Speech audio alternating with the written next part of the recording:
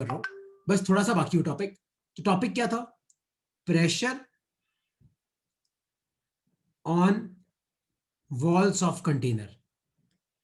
Topic क्या था? Pressure on walls of container. तो परसों मैं तुम्हें ये टॉपिक पढ़ा रहा था कि किसी भी कंटेनर की वॉल पे कितना प्रेशर लगता है। ठीक है, तो देखो होता क्या है कि मैं तुम्हें याद है परसों तुम्हें पढ़ाया था कि आइडियल गैस में जो भी पार्टिकल होता है वो एक्स में भी ट्रैवल करता है, मान लो वी एक्स से, वाई में भी ट्रैवल कर रहा है, मान लो वी वाई से, और जेड में भी ट्रैवल कर रहा है वी जेड से। याद है मैं तुम्हें पढ़ाया था? और तीनों वेलोसिटी सेम होती है। ये एजम्पशन तुम याद रखना कि आइडियल गैस में जो पार्टिकल होता है ना, उसकी तीनों डायरेक्शन की जो वेलोसिटी है वो सेम होती है, ये हम एज्यूम करते हैं। तो मैं तुम्हें परसों पढ़ा रहा था कि मान लो कि ये कोई वॉल है, और मान लो कि इस वॉल का क्रॉस सेक्शन एरिया है ए, और सपोज करो कि कोई पार्टिकल है जिसका मास है एम, और वो दीवार की तरफ आ रहा है वेलोसिटी वी एक्स से। याद है? तो मैं तुम्हें करवाया था कि इनिशियल मोमेंटम क्या हो जाएगा? Mass into velocity. और मान लो कि ये टकरा के वापस जा रहा है, और मैं तुम्हें क्या कहा था, यहां पे जो भी कोलिजन होंगे वो इलास्टिक होंगे। इलास्टिक का मतलब है कि जितनी वेलोसिटी पहले, बाद में भी उतनी रहेगी, बस डायरेक्शन उल्टी हो जाएगी। तो जाते वक्त ये पीछे जाएगा, तो इसका मोमेंटम अपन क्या लेंगे? Minus M B X. तो चेंज इन मोमेंटम याद है कितना आया था? Final momentum minus initial momentum. तो इसको मैंने किया था, ये आया था तुम्हारा minus two M we X. इतना मैं तुम्हें कराया था। फिर मैं तुम्हें यह बताया था कि डेल टी टाइम में मुझे यह पता करना है कि डेल टी टाइम में, मतलब कोई छोटा सा टाइम डेल टी है, उसमें कितने पार्टिकल कोलाइड करेंगे। और मैं तुम्हें एक चीज दे रखी थी, एन डैश। एन डैश का मतलब था number of particles. N dash का मतलब क्या था? Number of particles per unit volume. मतलब एक मीटर क्यूब में कितने पार्टिकल है। तो एन डैश को अपन ऐसे भी लिख सकते हैं, एन अपॉन वी। एन का मतलब है नंबर ऑफ पार्टिकल, वी मतलब वॉल्यूम। तो एन डैश क्या होता है? Number of particles per unit volume, कि भैया एक मीटर क्यूब में कितने पार्टिकल है। अब मुझे यह पता करना है कि छोटे से टाइम डेल्टी में कितने पार्टिकल कोलाइड करेंगे जो इस डिस्टेंस में होंगे। कौन सी? वी एक्स इंटू डेल्टी, क्योंकि वेलोसिटी क्या होता है? Distance by time. डिस्टेंस क्या होगा? Velocity into time. तो आप मुझे बताओ, अगर मैं इसको पूरा करूंगा तो बेसिकली ये एक सिलेंडर बन जाएगा, और इस सिलेंडर का वॉल्यूम कितना हो जाएगा आप मुझे बताओ। एरिया कितना है ए, हाइट कितनी है वी एक्स डेल्टी, ये आ गया वॉल्यूम। एन डैश आपको क्या दे रखा है? Number of particles per unit volume. तो बताओ इस वॉल्यूम में कितने पार्टिकल्स होंगे। तो टोटल नंबर ऑफ पार्टिकल्स कितना है? टोटल नंबर ऑफ पार्टिकल्स जो है, इनका फॉर्मूला क्या हो जाएगा? देखो, यूनिट वॉल्यूम में कितने पार्टिकल्स है?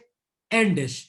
तो इस वॉल्यूम में कितने हो जाएंगे? मल्टीप्लाई कर दो। तो n dash into A into we x into delta t. लेकिन है क्या? जितने पार्टिकल दीवार की तरफ जा रहे होंगे उतने ही पार्टिकल कोलाइड करके वापस जा रहे होंगे, क्योंकि इस वॉल्यूम में जितने पार्टिकल है, ऐसा तो नहीं हो सकता ना कि सारे के सारे दीवार की तरफ जा रहे हो। कुछ दीवार की तरफ जा रहे होंगे, कुछ टकरा के वापस जा रहे होंगे।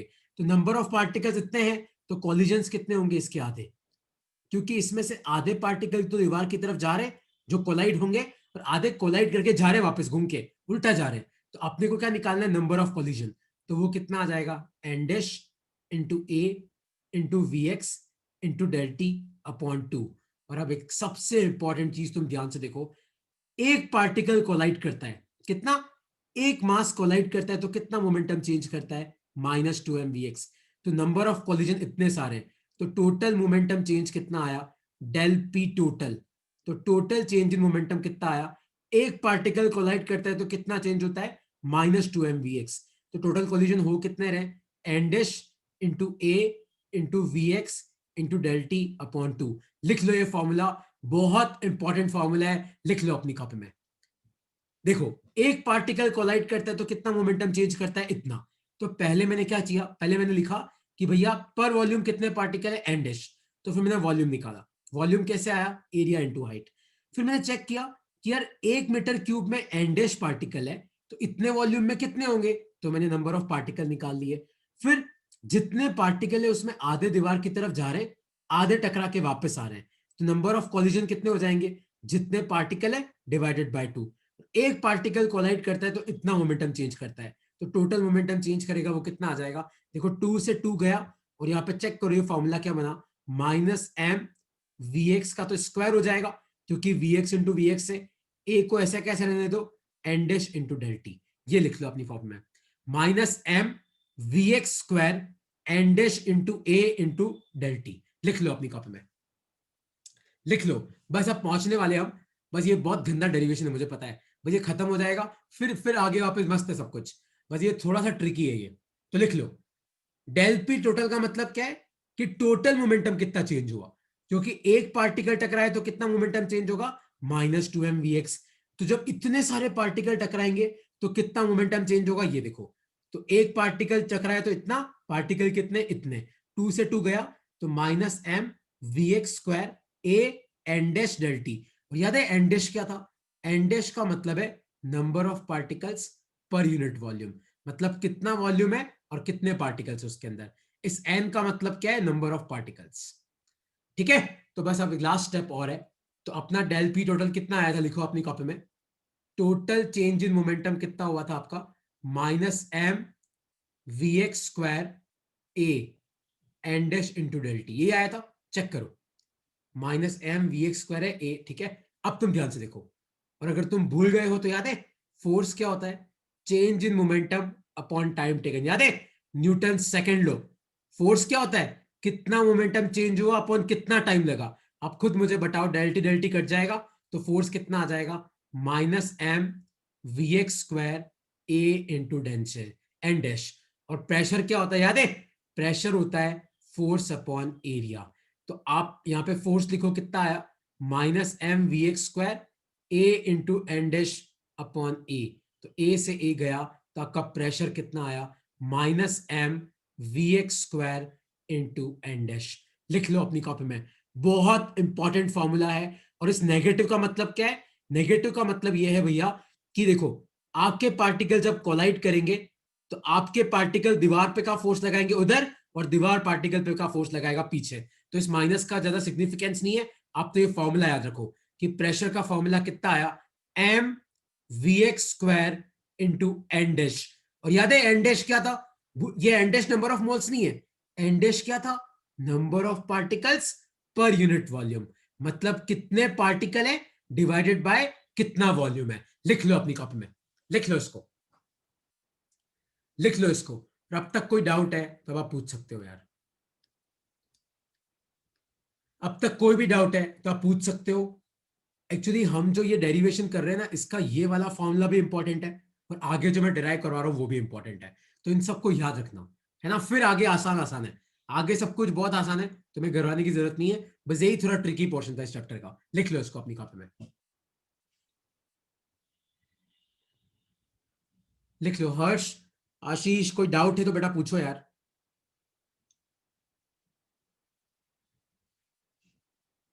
कोई भी डाउट है, नो ऋषिता, सर। कोई तुम्हें समझ में आ गया, क्योंकि मुझे पता है यार ये टॉपिक थोड़ा सा गंदा है, तुम मैं मतलब मुझे मतलब तुम्हें लग रहा होगा कि सर क्या पढ़ा रहे हो, बट क्या करूं, टॉपिक है ही ऐसा। पर तुम देखो अपन ने क्या प्रोसेस फॉलो करी, पहले अपन ने चेक किया कि यार एक पार्टिकल चलाएगा तो कितना मोमेंटम होगा, फिर हमने चेक किया कितना वॉल्यूम है, फिर अपन ने निकाला कितने पार्टिकल है, फिर अपन ने निकाला कितने कोलिजन होंगे, फिर अपन ने निकाला टोटल मोमेंटम कितना चेंज होगा, फिर अपन ने फोर्स निकाला, फिर अपन ने प्रेशर निकाला। तो ये डेरिवेशन है टफ, है ना, मैं मानता हूं, तो लिख लो इसको अपनी कॉपी में। अब बस हो गया वाला है, अब देखो क्या होगा, देखो पी का सर फॉर्मूला क्या आया, हाँ पूछो। सर यहाँ पे आपने number of collisions number of particles by two कराया, तो सर नंबर ऑफ मतलब हर पार्टिकल एक बार कोलाइड करके वापस जा रहा है, तो वो कैसे हुआ? देख यहाँ पे ऋषिता एक एजम्पशन ये है, सपोज कर कि ये कंटेनर की वॉल है, और मान ले कि यहाँ पे 80 पार्टिकल है, ऐसे एज्यूम करवा रहा हूँ। देख ऐसा तो पॉसिबल नहीं है ना कि सारे के सारे पार्टिकल उधर ही जा रहे होंगे, ऐसा कैसे पॉसिबल होगा, क्योंकि सारे के सारे पार्टिकल उधर जा रहे होंगे, मतलब सारे के साथ तो एक साथ सब पार्टिकल दीवार पे इकट्ठा हो जाएंगे, पर अपने आइडियल केस में तो कहीं पे पार्टिकल इकट्ठा हो ही नहीं सकते। तो इसका मतलब क्या है कि जितने पार्टिकल उधर जा रहे उतने ही कोलाइड करके वापस आ रहे होंगे। तो अगर तू किसी भी पॉइंट ऑफ टाइम पे सिलेंडर को देख और देख कि यार अंदर 80 पार्टिकल है, तो इसका मतलब है कि 40 तो दीवार की तरफ जा रहे होंगे और 40 टकरा के वापस आ रहे होंगे।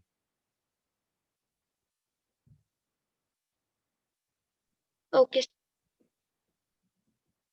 ठीक है, तो देखो अब बस अब एक दो स्टेप और बाकी है, देखो ध्यान से देखो, अब तुम समझना। याद है मैंने परसों तुम्हें एक वो कराया था, एक डेरिवेशन कराया था, याद है तुम्हें, अगर भूल गए हो तो मैं तुम्हें रिवाइज करा दूं। ये वाला, कि आइडियल गैस में किसी भी पार्टिकल की वेलोसिटी क्या होती है, V X I cap plus V Y J cap plus V Z K cap. भूल तो नहीं गए कि कोई भी पार्टिकल होता है उसकी 3 डायरेक्शन वेलोसिटी होती है, एक्स में भी होती है, वाई में भी होती है और जेड में भी होती है। आइडियल गैस में एजम्पशन क्या बोलता है कि इन तीनों वेलोसिटी की वैल्यू सेम होती है, तो V X equal to V Y into V Z. याद है परसों मैंने तुम्हें लिखवाया था कि ये तीनों वैल्यू जो है वो क्या होगी, तुम्हारी सेम होगी। तो यहां पे v का मैग्नीट्यूड निकालेंगे तो कितना आएगा, रूट ऑफ किसी भी वेक्टर का मैग्नीट्यूड कैसे निकालते हैं, आई के साथ जो इसका स्क्वायर प्लस जे के साथ जो इसका स्क्वायर प्लस के साथ जो इसका स्क्वायर। तो रूट को उधर शिफ्ट करो तो वी स्क्वायर को अपन क्या लिख सकते हैं, 3vx² लिख सकते हैं क्योंकि तीनों बराबर है। तो vx² को मैं क्या लिख सकता हूं, v² अपॉन 3। तो vx का मतलब है x में कितनी वेलोसिटी है, v का मतलब है टोटल कितनी वेलोसिटी है। ये v का मतलब क्या है कि तीनों डायरेक्शन में मिला दो तो कितनी वेलोसिटी है। ये मैं आपको परसों ही लिखवा चुका हूं। देखो अब इसको हम कैसे यूज करेंगे, यहां पे सब ध्यान से देखना, एक सेकंड बस। यस, अब देखो हम क्या करेंगे। तो m लिखा हुआ है, vx² की जगह लिखो v² अपॉन 3।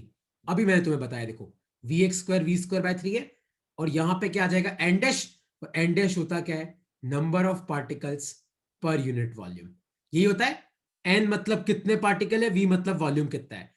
यहां पे कंफ्यूज मत करना, ये वी वॉल्यूम है और ये वी जो है वो वेलोसिटी है। तो पीवी को उधर लेके जाओ तो आपकी इधर इक्वेशन क्या बनेगी, 1/3 इंटू mv² इंटू एन। लिखो अपनी कॉपी में इसको, लिखो, बस 2 स्टेप और बाकी है। एन डैश क्या होता है, number of particles per unit volume, कितने पार्टिकल है अपॉन वॉल्यूम कितनी है। और एन डैश को लिख दिया मैंने n अपॉन वी और mv²/3, तो 1/3 इंटू mv² इंटू कर दिया n। ठीक है, अब तुम एक काम करो, देखो अब नीचे भी 2 से मल्टीप्लाई करो, ऊपर भी 2 से मल्टीप्लाई करो। मैंने ऐसा क्यों किया, क्योंकि mv²/2 क्या होता है, मैंने ऐसा क्यों किया क्योंकि mv²/2 क्या होता है, काइनेटिक एनर्जी होता है। तो तुम ध्यान से देखो, ये इक्वेशन का लास्ट स्टेप है। तो पीवी बेसिकली क्या होता है, पीवी होता है nRT। याद है आइडियल गैस इक्वेशन, nRT। इधर क्या बचेगा, देखो इधर क्या बचेगा, ध्यान से देखो, इस 2/3 को अलग कर दो, mv²/2 क्या होता है, काइनेटिक एनर्जी, इनटू क्या आ गया, नंबर ऑफ पार्टिकल्स। लिख लो अपनी कॉपी में इस इक्वेशन को, लिख लो। हर हर लाइन इंपॉर्टेंट है, ये हर इक्वेशन इंपॉर्टेंट है, ये इक्वेशन इंपॉर्टेंट है और ये इक्वेशन इंपॉर्टेंट है। के मतलब क्या है, यहां पे के का मतलब है काइनेटिक एनर्जी। क्योंकि आप खुद मुझे बताओ, अगर एक पार्टिकल का मास m है और उसकी वेलोसिटी v है, तो हाफ mv² क्या होता है, काइनेटिक एनर्जी। तो 2/3 को मैंने देखो 2/3 लिखा, n को मैंने n लिखा, mv²/2 को काइनेटिक एनर्जी लिखा। पर आइडियल गैस इक्वेशन क्या बोलता है कि pv इक्वल टू क्या होता है, nRT। n मतलब क्या होता है, नंबर ऑफ मोल्स। लिख लो अपनी कॉपी में, लिख लो इसको, तुम्हें डेफिनेटली पता है, हर स्टेप से एमसीक्यू मिल सकता है, हर स्टेप से। तो हर लाइन याद रखना है इसकी। ठीक है, बस अब 1-2 लाइन और है, फिर अपन आगे बढ़ते हैं ना। बस 1-2 लाइन और है, 1-2 मिनट और थोड़ा सा सब्र रखना। तो अब देखो, तो फाइनल इक्वेशन अपनी क्या आई, nRT equal to 2/3 into kinetic energy into number of particle. अब आप लोग मुझे बताओ, तुम सब लोगों ने नाइन्थ क्लास में नंबर ऑफ मोल्स निकालना सीखा है। तो नंबर ऑफ मोल्स निकालने के 2 फॉर्मूले होते हैं, याद है, एक होता है मास अपॉन मोलार मास। याद है, एक ये फॉर्मूला होता है कि अगर मान लो मैं तुम्हें बोलूं कि कोई कंटेनर है, उसमें 20 ग्राम हीलियम गैस है और हीलियम गैस का मोलार मास कितना आता है, 4 ग्राम। तो बताओ नंबर ऑफ मोल्स कितने हुए, तो आप बोलोगे सर मास तो कितना है 20 और मोलार मास कितना है 4, तो ये आ गया 5। लेकिन अगर तुम्हें नहीं पता हो तो नाइन्थ क्लास में एक और तरीका पढ़ाया जाता है, नाइन्थ क्लास में एक और तरीका पढ़ाया जाता है नंबर ऑफ मोल्स निकालने का। सपोज करो कि ये एक कंटेनर है और इसके अंदर आपके पास मान लो 3.011 इंटू 10⁻23 पार्टिकल्स है। तो मैं तुम्हें पूछूं कि बताओ नंबर ऑफ मोल्स कितने। तो नंबर ऑफ मोल्स का एक और फॉर्मूला होता है, number of particles upon Avogadro number. तुम में से कितने लोगों को ये फॉर्मूला नहीं पता था, ये वाला। नंबर ऑफ मोल्स निकालने के 2 तरीके, एक तो मास अपॉन मोलार मास, एक और तरीका क्या होता है, कितने पार्टिकल्स है upon Avogadro number. Avogadro number क्या होता है अगर तुम्हें नहीं पता है तो 6.022 इंटू 10⁻23 लिख लो अपनी कॉपी में। अगर तुम्हें ये वाला फॉर्मूला नहीं पता है तो लिख लो अपनी कॉपी में। नंबर ऑफ मोल्स निकालने का एक और तरीका क्या है, कितने पार्टिकल्स है अपॉन एवोगैड्रो नंबर, लिख लो अपनी कॉपी में, लिख लो। और बस यहां पे डेरिवेशन खत्म होता है। तो नंबर ऑफ मोल्स की जगह लिखो n अपॉन Na, इधर आ जाएगा RT, ये आ जाएगा 2/3 into kinetic energy into n। तो n से n गया तो काइनेटिक एनर्जी का फॉर्मूला कितना आया, 3/2, क्योंकि 3 ऊपर जाएगा 2 नीचे आएगा, into R upon Na into T. R upon Na होता है KB, KB होता है तुम्हारा बोल्ट्जमैन कांस्टेंट। तो KB की जगह लिख लेना Boltzmann constant, BOLTZMANN, Boltzmann constant, लिख लो अपनी कॉपी में, लिख लो। इसके साथ तुम्हारे टॉपिक खत्म होता है। बहुत इंपॉर्टेंट रिलेशन है ये, kinetic energy of a mono atomic particle, क्योंकि हमारे पास क्या था, खाली एक सिंगल पार्टिकल था। तो कोई तुम्हें पूछे एक आइडियल गैस में मेरे पास एक अकेला पार्टिकल है, बताओ इस पार्टिकल की काइनेटिक एनर्जी कितनी होगी, 3/2 kBT। केबी होता है बोल्ट्जमैन कांस्टेंट, जिसकी वैल्यू कितनी होती है R अपॉन Na। टी होता है टेम्परेचर, टेम्परेचर किस पर डिपेंड करता है, केल्विन में। और तुम ध्यान से देखो काइनेटिक एनर्जी डायरेक्टली प्रोपोर्शनल किसके है, टेम्परेचर के।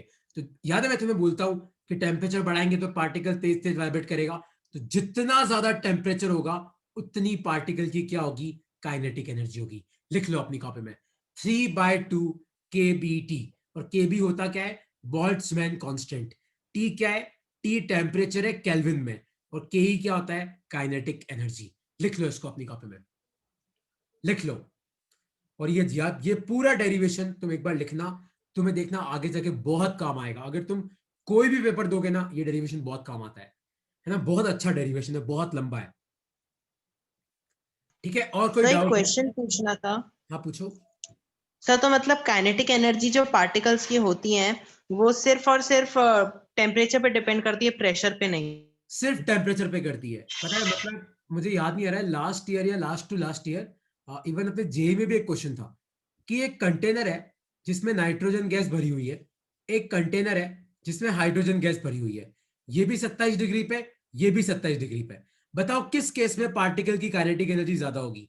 तो पता है बच्चों को, मतलब बच्चों को क्या समझ में आया, बच्चों को लगा यार हाफ mv² होती है, उन्होंने देखा किसका मास ज्यादा है, नाइट्रोजन का ज्यादा है। नहीं, याद है काइनेटिक एनर्जी का फॉर्मूला कितना आया, अभी देखो कितना आया था, 3/2 kBT, इतना ही आया। और तुम ध्यान से देखो काइनेटिक एनर्जी को इससे कोई मतलब ही नहीं है कि नाइट्रोजन है कि हाइड्रोजन है, क्योंकि काइनेटिक एनर्जी 3 पे डिपेंड करती है, कांस्टेंट है, 2 पे डिपेंड करती है, कांस्टेंट है, केबी पे डिपेंड करती है, कांस्टेंट है। खाली क्या बचा, टेम्परेचर। दोनों का टेम्परेचर सेम है तो दोनों की काइनेटिक एनर्जी बराबर है। बस इसलिए मैं बार बार बोल रहा हूं कि इस डेरिवेशन को याद रखना।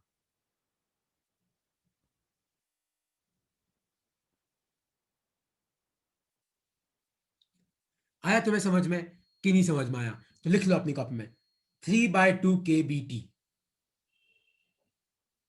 और कोई डाउट है तो आप तो मुझसे पूछ सकते हो। सिर्फ कंसेप्ट के क्वेश्चन आते हैं, सिर्फ कंसेप्ट के, कि अगर मान लो मैं तुम्हें पूछूं कि एक कंटेनर में आइडियल गैस बंद है, तो बताओ काइनेटिक एनर्जी किस पे डिपेंड करेगी, टेम्परेचर पे। एक और पैरामीटर है डिग्री ऑफ फ्रीडम, उस पर अब मैं आ रहा हूं। ठीक है, तो देखो ये मैं आपको भेज दूंगा तो अपनी कॉपी में लिख लेना, अगर तुमने नहीं लिखा है तो। अपन नेक्स्ट टॉपिक पे आते हैं, लिखो अपनी कॉपी में, टॉपिक लिखो डिग्रीज ऑफ फ्रीडम। तो अब डिग्री ऑफ फ्रीडम होता क्या है, पहले तुम समझना कि डिग्री ऑफ फ्रीडम क्या होता है। देखो सपोज करो कि ये एक बंदा है और मान लो ये रोड पे चल रहा है एक्स डायरेक्शन में, तो इसका डिग्री ऑफ फ्रीडम खाली एक होगा। क्यों, खाली ये चल रहा है वो भी एक्स डायरेक्शन में। यही मान लो कि ये पार्टिकल ऊपर की तरफ जा रहा है खाली वाई डायरेक्शन में, तो भी इसका डिग्री ऑफ फ्रीडम कितना होगा, एक होगा, क्योंकि इसकी काइनेटिक एनर्जी खाली वाई डायरेक्शन में है। लेकिन मान लो कि ये जो बंदा है ये ऐसे जा रहा है, मतलब ये एक्स में भी मूव कर रहा है, ये वाई में भी मूव कर रहा है, तो इसके डिग्री ऑफ फ्रीडम कितने हो गए, दो हो गए। कितने हो गए, 2 डिग्री ऑफ फ्रीडम हो गए। उसी तरीके से मान लो कि सपोज करो कि ये एक पार्टिकल, देखो यहाँ पे सपोज करो कि ये एक टायर है, वो इसे घूम भी रहा है और चल भी रहा है। तो एक्स डायरेक्शन में चल रहा है तो 1 डिग्री ऑफ फ्रीडम तो वो हो गया, और ये घूम भी रहा है तो एक और डिग्री ऑफ फ्रीडम ये हो गया। तो number of degree of freedom कितने हो गए? 2 हो गए। तो पहले तुम समझना, फिर मैं तुम्हें एग्जांपल और दूंगा, तुम्हें क्लियर हो जाएगा। तो डिग्री ऑफ फ्रीडम का मतलब क्या होता है? देखो, the term degree of freedom refers to the number of possible independent ways in which a system can have energy। तो मतलब आपके सिस्टम की किन किन तरीकों से एनर्जी हो सकती है। The number of possible independent ways in which a system can have energy, उसको बोलते हैं हम डिग्री ऑफ फ्रीडम। उसको हम क्या बोलते हैं? Degree of freedom. एक बार लिख लो इसको अपनी कॉपी में, उसको हम बोलते हैं डिग्री ऑफ फ्रीडम। तो डिग्री ऑफ फ्रीडम का मतलब है कि तुम्हारे मास की कौन सी काइनेटिक एनर्जी हो सकती है ना? तुम्हारे मास की कितनी तरीके की काइनेटिक एनर्जी हो सकती है ना? तो डिग्री ऑफ फ्रीडम 3 तरीके के होते हैं। देखो तुम पढ़ोगे, तुम्हें 2 मिनट में समझ में आ जाएगा। 3 तरीके के डिग्री ऑफ फ्रीडम होते हैं। एक होते हैं translational degree of freedom. Translational, देखो ये मैक्सिमम 3 हो सकते हैं। क्यों? मान लो पार्टिकल एक्स में जा रहा है तो 1, एक्स और वाई में दोनों में जा रहा है तो 2, और मान लो एक्स वाई जेड तीनों में जा रहा है तो 3। तो आपके translational degree of freedom maximum कितने हो सकते हैं? Translational degree of freedom maximum कितने हो सकते हैं? आपके 3 ट्रांसलेशनल डिग्री ऑफ फ्रीडम हो सकते हैं। उसी तरीके से एक होते हैं आपके रोटेशनल डिग्री ऑफ फ्रीडम। देखो सपोज करो कि कोई पार्टिकल है, एक सेकंड ना, मान लो कि कोई पार्टिकल, ये एक्स एक्सिस है, मान लो कोई पार्टिकल एक्स के हिसाब से भी घूम सकता है, कोई पार्टिकल वाई के हिसाब से भी घूम सकता है, कोई पार्टिकल जेड के हिसाब से भी घूम सकता है। तो रोटेशनल डिग्री ऑफ फ्रीडम भी कितने मैक्सिमम हो सकते हैं? 3 हो सकते हैं। और तीसरे डिग्री ऑफ फ्रीडम होते हैं, वो होते हैं वाइब्रेशनल। जैसे देखो पार्टिकल ट्रांसलेट करता है तो हमें समझ में आता है हाँ सर पार्टिकल चल रहा है, पार्टिकल रोटेट करता है तो हमें समझ में आता है हाँ सर पार्टिकल घूम रहा है। और वाइब्रेशन देखो, जैसे ये 2 पार्टिकल है, ये ऐसे वाइब्रेट कर रहा है, तो तीसरे कौन से होते हैं? वाइब्रेशनल डिग्री ऑफ फ्रीडम होते हैं। और वाइब्रेशनल डिग्री ऑफ फ्रीडम किस पर डिपेंड करते हैं? Depends on temperature. किस पर डिपेंड करते हैं? तो जितना ज्यादा टेम्परेचर होगा उतने ज्यादा वाइब्रेशनल डिग्री ऑफ फ्रीडम होंगे। तो कई बार तुम्हारे कंपीटिटिव एग्जाम ले लो, बोर्ड के एग्जाम्स ले लो, स्कूल के एग्जाम ले लो, how many degree of freedoms are there? 3। Translational चलने वाले, रोटेशनल घूमने वाले, वाइब्रेशनल धूजने वाले जो अपनी जगह पड़े पड़े धूजते हैं। रोटेशनल पार्टिकल अपनी जगह पड़े पड़े घूम रहा है, ट्रांसलेशनल चल रहा है। तो अगर कोई पार्टिकल खाली एक्स में चल रहा है तो 1 होगा, एक्स और वाई दोनों में चल रहा है तो 2 होगा, एक्स वाई जेड तीनों में चल रहा है तो 3 होगा। मान लो आपका कोई पार्टिकल चल भी रहा है और घूम भी रहा है तो फिर आपको डिग्री ऑफ फ्रीडम बढ़ जाएंगे। तो डिग्री ऑफ फ्रीडम निकालने का एक फॉर्मूला होता है जो मैं आपको पहले भी पढ़ा चुका हूं, मैं आपको अभी भी पढ़ा रहा हूं, एक बार वापस पढ़ा दूंगा, एक बार लिख लो इसको अपनी कॉपी में। तो कोई तुम्हें पूछे कि बताओ किसी पार्टिकल के maximum translational degree of freedom कितने हो सकते हैं? 3। मैक्सिमम रोटेशनल कितने हो सकते हैं? 3। वाइब्रेशनल कितने हो सकते हैं? भैया वो तो टेम्परेचर पर डिपेंड करता है, ये हम नहीं बता सकते। हाँ हर्ष, हर्ष टेम्परेचर इक्वल टू 0 केल्विन पे हर्ष ना तो कोई पार्टिकल चलता है, ना कोई पार्टिकल घूमता है, ना कोई पार्टिकल वाइब्रेट करता है। तो टेम्परेचर इक्वल टू 0 केल्विन पे तेरे डिग्री ऑफ फ्रीडम कितना हो जाएगा? 0 हो जाएगा। Okay sir. और पूछो क्या पूछना है। देखो मुझे पता है यार ये टॉपिक थोड़ा सा, देखो अगर तुम्हें इंटरेस्ट आएगा तो बहुत अच्छा टॉपिक है, अगर तुम खाली लिखने के लिए पढ़ रहे हो तो तुमने नींद आ रही होगी, पर लिख लो क्योंकि इंपॉर्टेंट है। तो अगर मान लो मैं तुम्हें पूछूं कि how many degree of freedom can be there? Translational, rotational, vibrational. फिर मैं पूछूं कि यार बताओ ट्रांसलेशनल मैक्सिमम कितने हो सकते हैं? आप बोलोगे सर 3 हो सकते हैं, 3 से ज्यादा ट्रांसलेशनल नहीं हो सकते, रोटेशनल 3 से ज्यादा नहीं हो सकते, सर वाइब्रेशनल का हम नहीं कह सकते, वो टेम्परेचर पे डिपेंड करता है, ये मैं भी नहीं कह सकता, इसका कोई फॉर्मूला नहीं है, अजीबोगरीब है, पर इन दोनों का फिक्स है।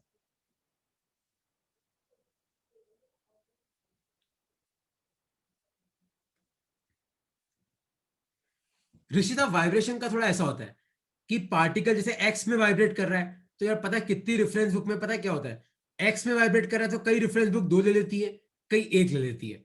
जैसे मान ले पार्टिकल वाई में भी वाइब्रेट कर सकता है, जेड में भी वाइब्रेट कर सकता है, तो अपन बोल नहीं सकते कि कितना होगा। मैं जितने तुम्हें जितने अपने को याद रखे ना तुम्हारे नीट जेई बोर्ड के लिए, वो मैं तुम्हें पता है अगली क्लास में लिखवा दूंगा कि ये तुम याद कर लो, तुम्हारा काम हो जाएगा। क्योंकि वाइब्रेशनल डिग्री ऑफ फ्रीडम किस पे डिपेंड करता है? टेम्परेचर पे। और तुम खुद सोचो, आप जितना टेम्परेचर बढ़ाओगे आपका पार्टिकल उतना तेज वाइब्रेट करेगा, इसलिए अपन बोल नहीं सकते।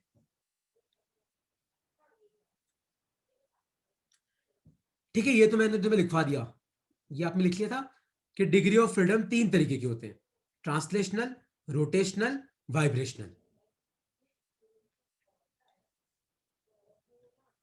ठीक है, तो अब एक टॉपिक लिखो अपनी कॉपी में।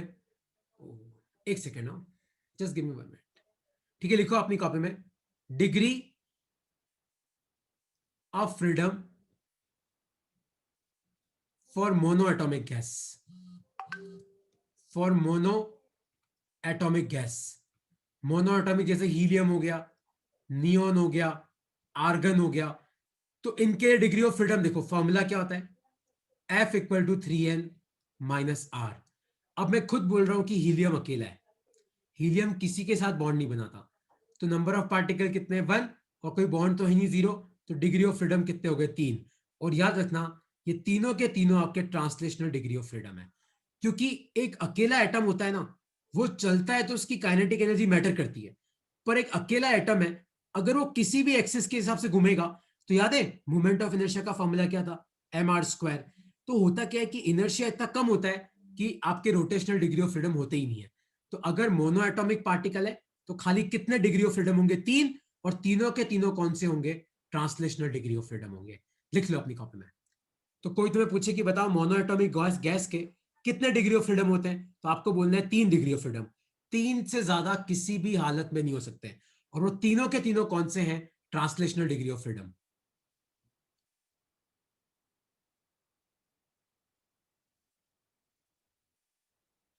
ठीक है, क्या फॉर्मूला है? 3n minus are.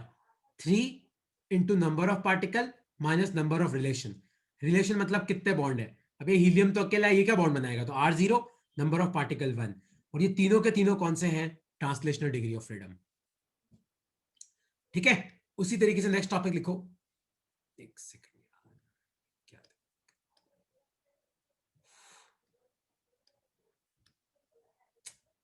Just give me 1 second ना।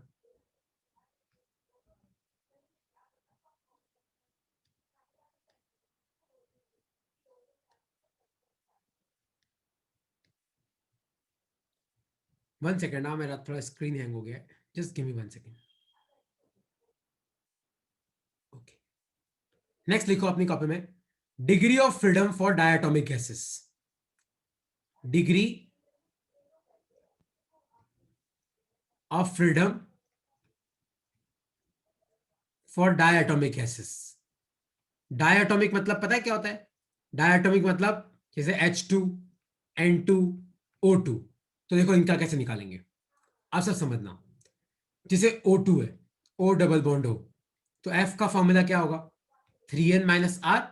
तो 3 इंटू नंबर ऑफ पार्टिकल कितने? 2, रिलेशन कितना है? 1, तो ये आ गया 5।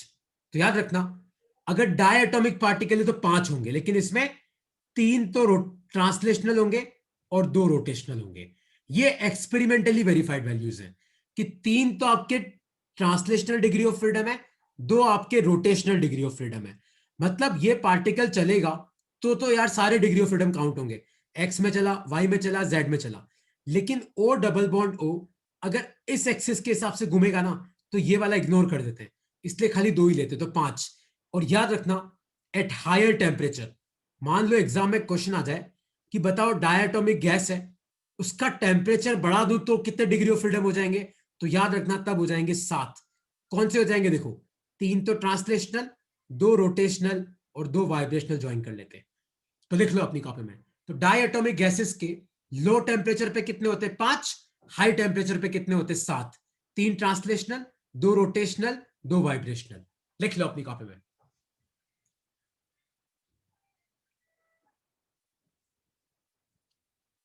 लिख लो, degree of freedom for diatomic gases, H2, N2, O2।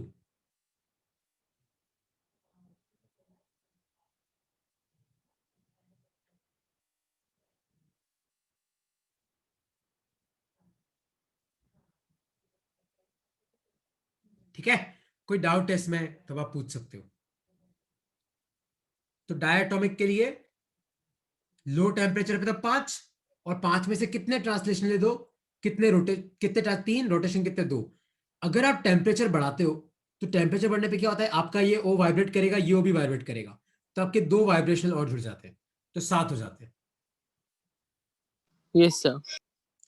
लिख लिया तुम लोगों ने ये? कोई डाउट है इसमें तो पूछो। ठीक है, अच्छा कुछ डिग्री ऑफ फ्रीडम मैं आपको नेक्स्ट क्लास में भी कराऊंगा। एक टॉपिक, आज का लास्ट टॉपिक लिख लो अपनी कॉपी में, लिख लो law of equipartition of energy. Law of equipartition of energy. तो ये लॉ है क्या, लिखो अपनी कॉपी में।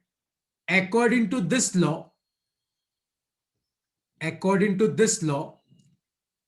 energy of a particle is equally divided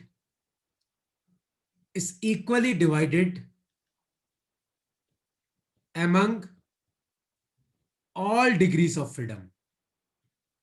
According to this law, energy of a particle is equally divided among all degrees of freedom, and every degree of freedom will have energy equal to, and every degree of freedom will have energy equal to half kBT. तो जैसे मान लो कि मैं तुम्हें पूछूं कि एक mono atomic gas है, कितनी, एक मोनो एटॉमिक गैस है, तो बताओ उसका टेम्परेचर T है, तो बताओ एक पार्टिकल के पास टोटल एनर्जी कितनी होगी। तो मोनो एटॉमिक गैस में डिग्री ऑफ फ्रीडम कितने होते हैं, 3। और मैंने क्या लिखा, देखो every degree of freedom will have energy equal to half kBT। तो टोटल एनर्जी कितनी हो गई, 3/2 kBT। उसी तरीके से अगर मान लो एक डायटोमिक गैस है जिसका टेम्परेचर है T, और मान लो अभी टेम्परेचर कम है, तो डिग्री ऑफ फ्रीडम कितने होंगे, 5। और मैंने तुम्हें क्या बोला, लॉ ऑफ इक्विपार्टीशन क्या बोलता है, हर डिग्री ऑफ फ्रीडम के पास कितना होगा, हाफ kBT। तो डायटोमिक में डिग्री ऑफ फ्रीडम 5 है, तो कितना हो गया, 5/2 kBT। यही मान लो अगर टेम्परेचर ज्यादा है तो डिग्री ऑफ फ्रीडम कितने हो जाते हैं, 7। तो फिर डायटोमिक गैस के पास कितनी एनर्जी आ जाती है, 7/2 kBT। तो लॉ ऑफ इक्विपार्टीशन क्या बोलता है कि किसी भी पार्टिकल के पास जो एनर्जी है वो सब डिग्री ऑफ फ्रीडम में बराबर डिवाइड हो जाएगी, और हर डिग्री ऑफ फ्रीडम को कितनी मिलती है, हाफ kBT। तो अगर कोई टोटल पूछे तो डिग्री ऑफ फ्रीडम से मल्टीप्लाई कर दो। तो ये आपका लॉ ऑफ इक्विपार्टीशन है। तो नेक्स्ट क्लास में हम 3-4 टॉपिक करेंगे, CP CV, इस molar heat capacity of water, of solids, और एक मीन डिस्टेंस। तो करीबन नेक्स्ट क्लास में आपका थर्मो पूरा हो जाएगा। आज जो मैंने पढ़ाया वो सारे के सारे फॉर्मूले इंपॉर्टेंट है यार, प्लीज यार। और खासकर ये लॉ ऑफ इक्विपार्टीशन तुम्हारे पक्का आने वाला है, तुम चाहे अच्छा लगे या बुरा लगे, पक्का आने ही वाला है। What do you mean by law of equipartition of energy? तो according to this law, energy of a particle, यहाँ पे लिखना इन आइडियल गैस, सॉरी ऊपर मेंशन करना, in ideal gas is equally divided among all degree of freedom, and every degree of freedom will have energy equal to half kBT. kB क्या होता है, Boltzmann constant. T क्या होता है, temperature in kelvin. तो monoatomic में degree of freedom कितने होते हैं, 3, तो एनर्जी 3/2 kBT। डायटोमिक में कितने होते हैं, 5, तो एनर्जी 5/2 kBT। यही डायटोमिक का टेम्परेचर बढ़ा दो तो 7/2 kBT। ठीक है, चलो ओके यार। तो नेक्स्ट क्लास में हम बेसिकली इस चैप्टर को शायद खत्म कर देंगे। आसान चैप्टर है, मैं तुम्हें आज इसकी शीट भी भेज दूंगा सॉल्व करने के लिए, लॉ ऑफ इक्विपार्टीशन वाली। ठीक है, चलो ओके यार, bye bye. Thank you sir.